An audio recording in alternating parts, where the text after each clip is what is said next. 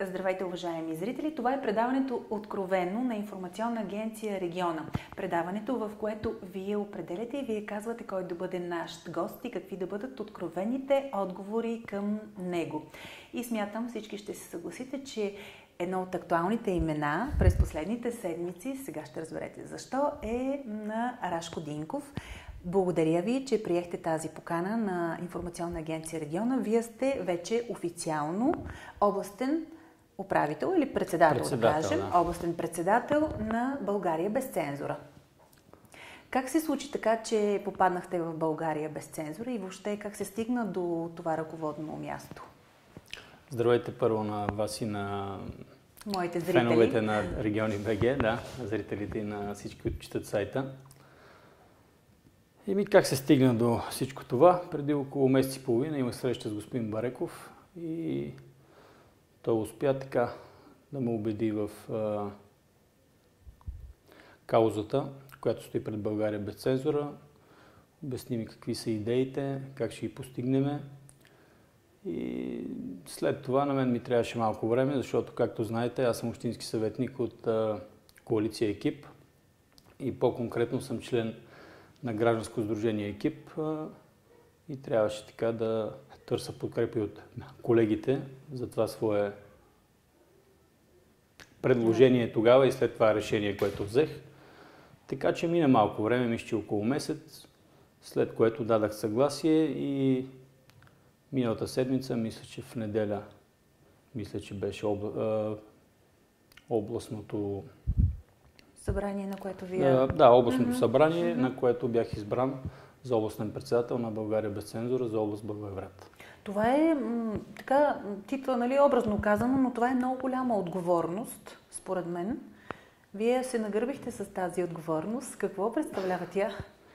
И общо взето Благоевградска област е една от най-трудните в България, защото се състои от 14 общини, които така са доста първо, второ, района като цяло е доста голям. И общо работата е много сериозна, но в крайна сметка съзнавам много добре задачите и отговорностите, които поемам. Мисля, че имам потенциал в личен план да се справя с това нещо и се надявам резултатите на изборите на 25 май да покажат, че сме си свършили добре работата на областно ниво. Да, вие имате опита, защото вие в момента сте в Общински съвет, продължавате да си изпълнявате задълженията, предполагам да си отстоявате и различните позиции. Това по някакъв начин дублира ли се, приечи ли тези две длъжности или не? Допълват се? Да, в момента съм първи мандат общински съветник от коалиция Екип, както казах. Изпълнявам си длъжностите като общински съветник. Председател съм на Комисията по устройство на територията. Общо взето да ми пречи, напротив, помага ми, защото като общински съветник така съм близо до проблемите на хората в общината и общо взето съм търсен за много неща и съм близо до тях. И това беше едно от нещата да ме мотивира така, да извървя пътя до областен председател на политическа партия, тъй като мисля, че така, човек проблемите на хората като общински съветник не може да решава всичко, което, нали... Всичко, което изниква. Да. Тоест трябва да премине малко по-високо ниво и когато работи за хората, те го подкрепят и така. Надявам се да е за добро и утрешния ден с длъжностите, които ще вземем и позициите, да мога да помагам повече за разрешаването на техните проблеми като цяло. Това по този начин ви ангажира пък и чисто физически да обикаляте целия регион, областта, да обикаляте, да се срещате с хора, да чуете проблемите. Какви са им проблемите всъщност? Какво чувате? От какво се оплакват? И общо взето проблемите навсякъде са еднакви. Да кажем, че така има региони, където нещата са още по-тежки и сериозни, където няма млади хора. Бих казал, че там, където няма млади хора, там е най-тежко и там няма светлина в тунела. Наскоро ме попита един ваш колега, нали, има ли светлина в тунела в Благоевград? И това, което аз му отговорих, казах, че щом още има млади хора и са тук, значи има светлина. Когато младите хора изчезнат, значи нещата са много зле. Общо взето, нещата, всички ги знаем проблемите, защото ежедневно се бориме с тях.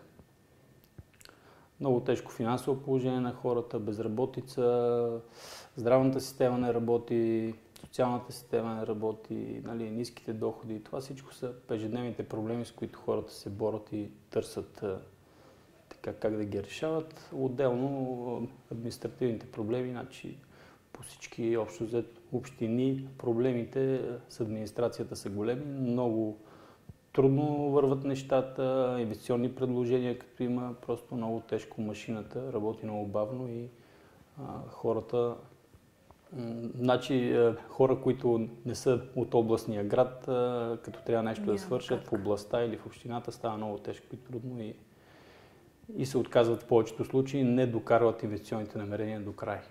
Тоест, жалват ви се хората, че не могат да стигнат. Не могат да се преборят с администрация, с бюрократщина, с бумаги. Да. Неща от този тип. А в Общински съвет как се развиват нещата? Продължават ли по същия начин? Подкрепяте ли решенията, които продължават да се случват? Ето пак предстои сесия. Значи, ако предполагам, че сте следили предизборната кампания на нашата коалиция, с действията, които нали, правиме, нещата, които гласуваме, гледаме да се придържаме към предизборната кампания и изцяло работиме в полза на Благоевград и неговите жители. Нали, кмета, разбира се, всичко идва. Предложенията, така работи в общината, предложенията винаги идват от кмета, нали? А вие след това ги одобрявате, т.е. гласувате ги. Ние си правиме вече преди всяка сесия, правиме събрание на коалицията, обсъждаме нещата и всичко добро за града и за гражданите го гласуваме, а нещата, които не подкрепяме, разбира се, сме против тях. Има ли някакви такива конкретни, които може да споменете, които примерно не одобрявате или които не сте в...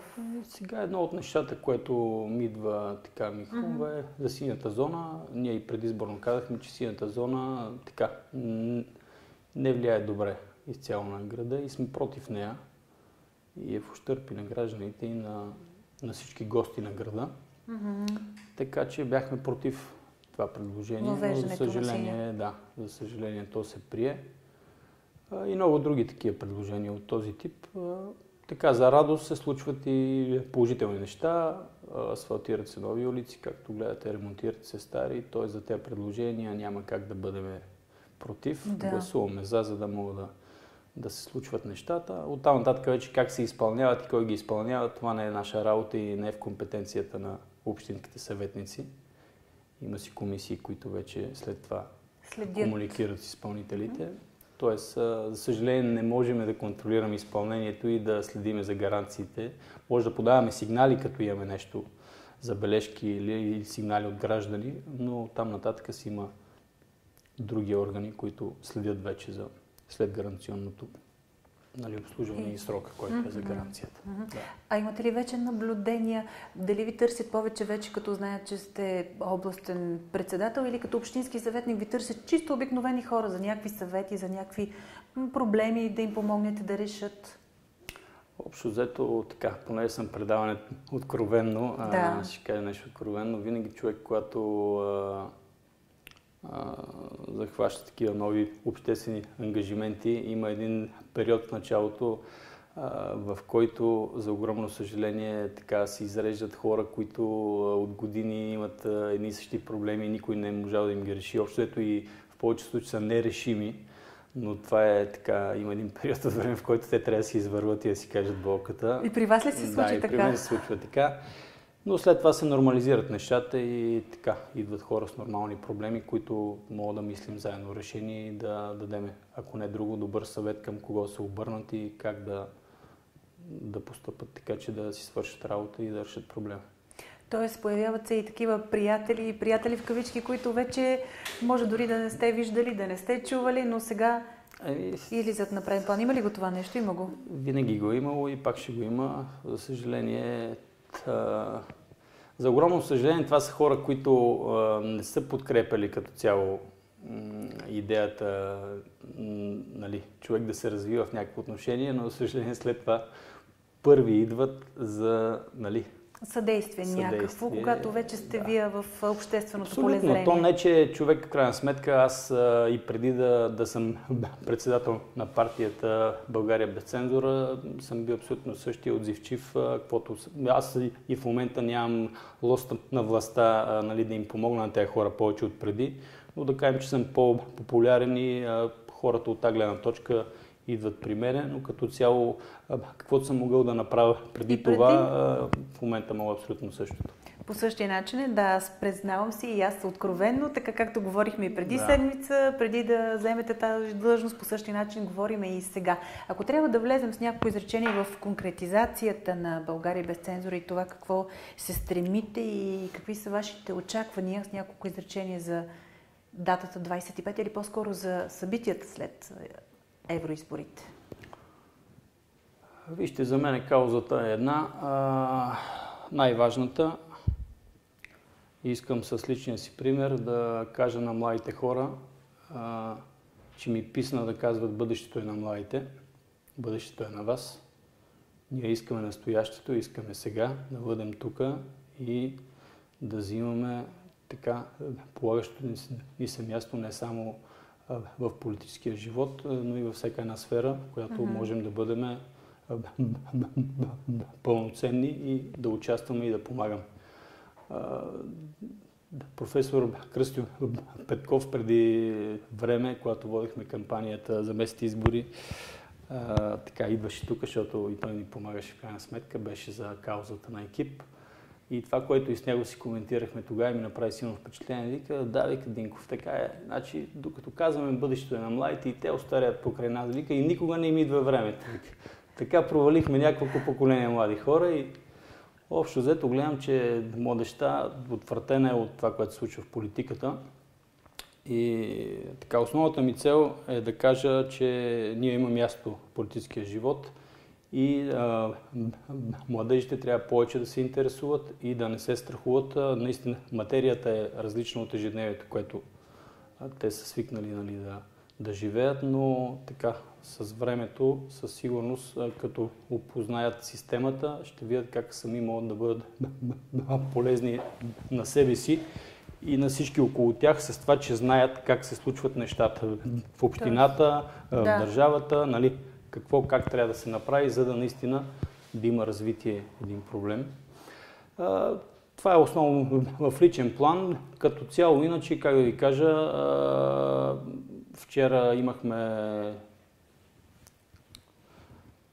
Национален съвет на регионите, така се казва съвета, който взима решенията в партията. За първ път събрахме, защото вече всички структури са готови. Така, това, което видяхме, направи много силно впечатление. Наистина млади, образовани хора, не участвали в политиката, така не само с идеи, но и зад себе си дълъг трудов стаж с опит. Вярвам в идеята. Идеята е статуквото, което имаме в момента и в последните години, да го промениме. Като цяло, знаете, другите листи в момента за евродепутати, това, което ни предлагат, са всички хора, които ни предлагат, са участвали малко или много в тройната коалиция, която не управляваше преди време. Така че те не ни предлагат нищо ново. Единството ново сме ние и се надявам гражданите да го оценят и така да припознаят с нас хора, които могат така да променят нещата. Хора, които с личен пример можем така да ги убедиме, да ни дадат шанс да покажем на какво сме способни. Аз лично не приемам някой да бъде съден преди да му бъде даден шанс и да бъде обвиняван, че той е като другите и така нататък. Мисля, че не е коректно. Партията иначе като цяло се бори за основните неща. Знаете ги, демографската катастрофа, на първо място, ниските доходи. На второ място безработицата, като тя е свързана и с цялата емиграция, която е на млади хора от България. Общо взето проблемите всички ги знаеме, но решенията, които се взимат и това, което се прави, не помага за техното разрешаване. Тоест, вие ще търсите съвсем ново решение и по друг начин поднесено решение с прозрачност, да разбирам, прозрачност на управлението, наблюдение от ваша страна. Значи, вижте, общо взето мога да ви кажа, че България е една малка, но богата държава. Щом 25 години продължава да се краде и още има какво да се краде. Значи ние сме малка, но богата държава. На първо място трябва да се спрат кражбите, да видим с какво разполагаме и на база на този бюджет да търсим решение на проблемите, които коментираме. Добре, нека да завършим така оптимистично, да кажем, че все още България продължава да бъде богата, хубава държава и да се умеем да си я запазим, да я съхраним. Да, и аз съм на това мнение, затова сме се ангажирали с тази кауза, да запазим България и да върнем всички, които са били разочаровани по някакъв начин. Доколкото така всички знаем, те са над 2 милиона, направете сметка, в момента работят и се препитават в чужбина. Да. Тоест, това, което направим, трябва да върнем колкото се може повече от тях тук и отново да минем към един нормален ритъм на съществуване, така да кажа, в Европейския съюз, не да бъдем най-бедната държава и да бъдем така като най-лош пример за всяко едно нещо да бъдем давани. Ако трябва да кажа като последно изречение вашия именно откровен коментар, това ли е вашето желание на първо място, основно, да върнем тези кадърни момчета и момичета в България отново? Това ще е знака, който оценката по-скоро за нашата работа ще бъде това. Ако се умеем да се справим, това ще е оценката. Ако почнат да се връщат емигрантите обратно в България, значи сме на прав път и си вършим добре работата. Да. Мисля, това ще е доказателството. Да, мисля, че това е най-меродавно, защото това, което наблюдавам, хората, които са още тук и живеят в България, ние просто сме така, за съжаление, вече човек, когато е вътре в нещо, той не може реално отстрани да го види как точно изглежда, за съжаление, защото в този цирк всички играеме, който в момента се случва. Кои са актьори, кои зрители, но всички сме вътре, докато отвън хората, които работят в чужбина, имат така различен поглед и наистина оттам мисля, че ще преценят добре, когато нещо се случва и нещо се променя и те да го видят и да имат желание да се върнат обратно в България. Аз ви благодаря за този наистина откровен разговор. Пожелавам наистина да се умеете да изпълните нещата, за които говорихме и да покажете положителни резултати. Запазвам си правото веднага след евроизборите отново да се видим, да се чуем и да споделите какво постигнахте и какъв е опитът и къде вървите от тук нататък. Благодаря ви и аз за това, че ме поканихте и се надявам на 25-ти да бъде един голям празник първо за всички хора и за младите, така че с избора, който ще направим, да се гордееме и от 26-ти така да имаме лъч светлина в тунела. Надежда в тунела. Да. И да имаме една откровенна и ясно изразена гражданска позиция. Да, всички ние. Да. Благодаря ви още веднъж. На вас, уважаеми зрители, хубав ден и не забравяйте да гледате. Това е предаването Откровено на Информационна агенция Региона.